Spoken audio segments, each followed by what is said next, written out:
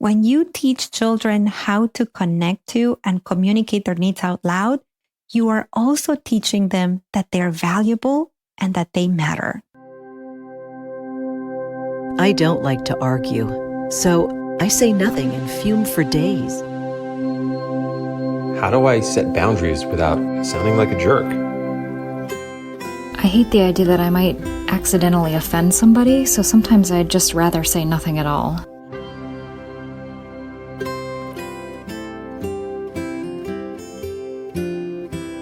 Welcome to the Language Alchemy Podcast, and thank you for joining me today.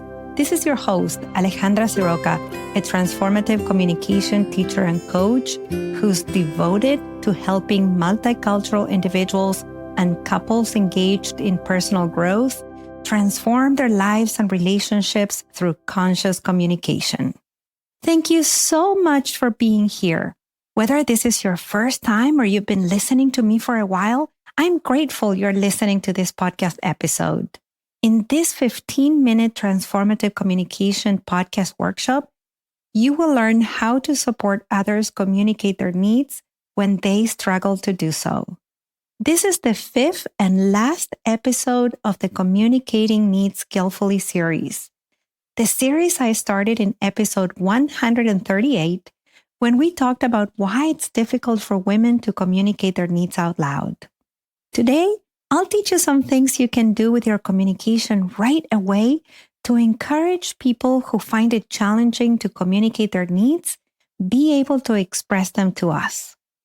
Before I give you transformative communication tools you can use right now with people who struggle to communicate their needs, remember, when you are in relationships with others who can't communicate their needs openly, freely, and directly to you, that may be because they've been discouraged to communicate their needs, or because they don't feel safe with you, or they don't know how to relax with you and fully trust that you are going to listen to their needs.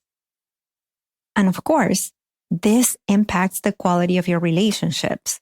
Now, when I talk about relationships, I'm not referring to intimate romantic relationships only. I'm also talking about relationships with your friends, family members, people at work, folks in your community. And now, let's talk about how you can create a safe space for others to communicate their needs to you.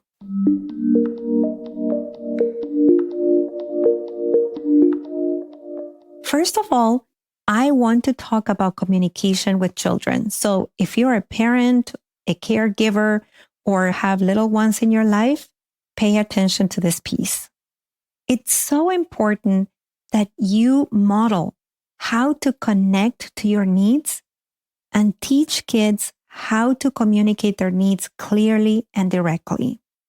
In episode 138, I talked about how women in particular have been discouraged to communicate their needs by their parents and caregivers, their first language and communication teachers. But you are going to do something different. Because you now know, if you listen to episode 140, how detrimental it is to our mental and relational health to not be able to communicate our needs. So if you have little ones, you need to be not only aware, but also intentional about teaching them to communicate their needs. Unfortunately, the language kids listen to the most is a language of obedience, such as do this, or do it this way, or don't do that. When this is the language that kids most frequently hear from the adults around them, especially their parents and main caregivers, they do not learn how to connect to their needs. As I shared with you in episode 140, when we haven't learned to connect to our needs, we can't communicate them clearly and directly. It makes sense. Here are 3 ways in which you can help your children connect to and communicate their needs out loud. And you can do this even with very young children, even babies. Number 1, mention needs when you talk about actions they could take. For example, instead of saying sleep or have some food, which is a command, Ask them a question that mentions needs explicitly. So you may say, do you need to sleep and rest? Or do you need to eat to have a little bit more energy right now? Number 2, when children are having a hard time, say when they are throwing a tantrum, maybe they're crying about something like not wanting to leave a certain place, communicate with them in terms of their needs. So instead of using the language of obedience and saying something like, don't cry, you'll see grandma next week, you could say something like, I see those big tears. You really wanted to keep playing with grandma. You enjoy playing so much. If you say something like this, you are mentioning needs such as autonomy, play, and enjoyment. When children are dysregulated and they're expressing discomfort or frustration, it is because there are some needs behind their behavior. So, as their conscious language and communication teacher that you are, say or guess these needs out loud. Number 3, when you are reading stories to children, ask them about the needs of the characters in the book. In this way, you are teaching children that every single being has needs, that needs are part of our life experience, and that it's completely normal and healthy to talk about our needs. Now, when I said that you can use these tools even with babies, it's because children are like sponges.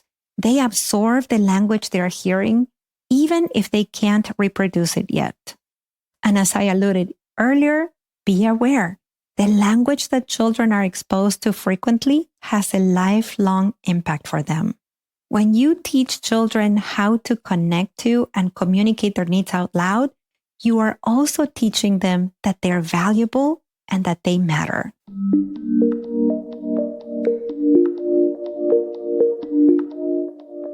And what about adults? How can we support them in their ability to communicate their needs? Many of my coaching clients have asked me this specific question, especially if they are partnered with a woman or if they have women leaders at work. Because as I have shared throughout the series, women have been discouraged to communicate their needs. So here are 4 things you can do with adults. Number 1, ask them the questions I taught you in episode 139. You can start with, what are you experiencing right now? And then you can ask them, what do you need? Another way of asking this same question is, what kind of support would be helpful to you?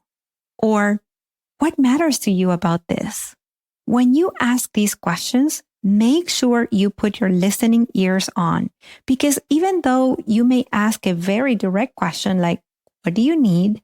The response you get may be indirect or subtle. But if you're truly listening, you will know when you may need to ask clarifying questions, just such as, what exactly do you mean by, and mention whatever they said.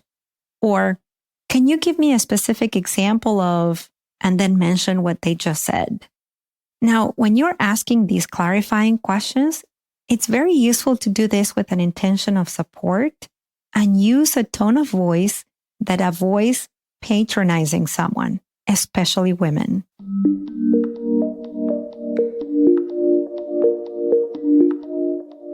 Number 2, pay attention to their body language and tone of voice.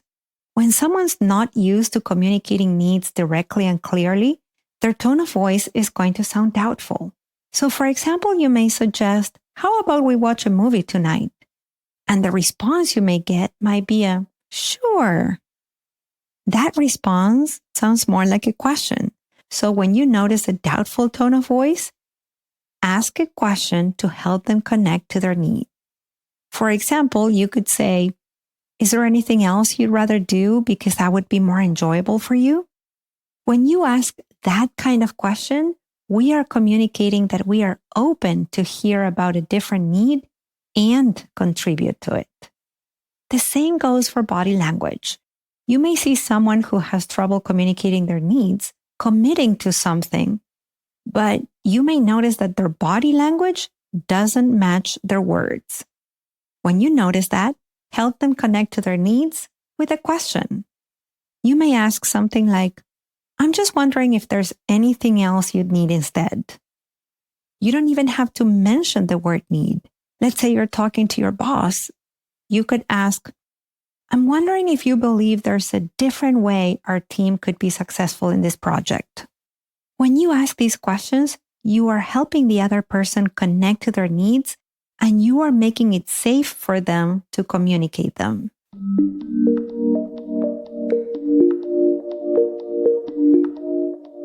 A third thing you can do, especially with someone you feel close to and you care about, is that if this person struggles to communicate their needs, and by the way, I know I've focused a lot on women's difficulty to communicate needs, but I've worked with so many men who find it hard to communicate their needs as well. So a loving thing you can do consistently is to be explicit in telling them that their needs matter to you, that their needs are important. Some things you can say are, your needs matter to me. Your needs are important to me. Supporting your needs is important for me. Or, I love supporting your needs. Or, your needs are as important as mine. Or, it's safe to express your needs with me. Or a simple, I want to support your needs. When you say these phrases frequently, you are helping that person you love feel safe with you and learn to move away from the belief that their needs don't matter, or that they are too much, or that they are needy for having needs, or any of the beliefs we talked about in episode 138. And number 4, something else you can do with your communication when someone finds it hard to express their needs is to explicitly validate them and celebrate them when they express their needs clearly and directly. When you hear that person communicate a need out loud to you or someone else, you could say something like, I love hearing about your needs. Or, I'm so glad you communicated your needs to so-and-so. Or, I just heard you communicate your needs with so much clarity and confidence. Yay! Or, thank you for trusting that I could hear your needs. When you give people this kind of validation, you are letting them know that you are noticing them, that you are listening to them, that you are cheering them on their journey of becoming more and more comfortable to communicate their needs. Now, before we recap what you've heard in this episode, please be patient with others when they don't know how to communicate their needs directly, clearly, or confidently. And if you've had some success with someone and they were able to communicate a couple of needs to you, that doesn't mean that expressing their needs will be easy from now on. Now, this takes time. They may go back to not communicating their needs with you or in certain situations. It's okay. Be patient. Keep asking questions about their needs. Keep bringing their needs up in your interactions and keep validating or celebrating them when they do communicate a need. And as you've listened to this series or to this particular episode, you thought of someone in particular who has a hard time communicating their needs? There's something you can do right now. Share the podcast series with them. And after you share the series, have a conversation about communicating needs and what each of you took away from the series. This series has 5 episodes, 138, 139, 140, 141, and this one, 142.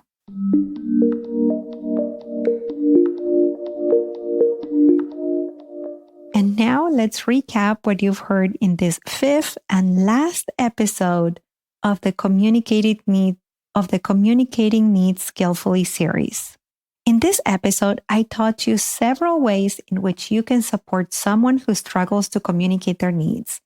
I mentioned 3 things you can do right now when you are communicating with children and 4 things you can do with adults.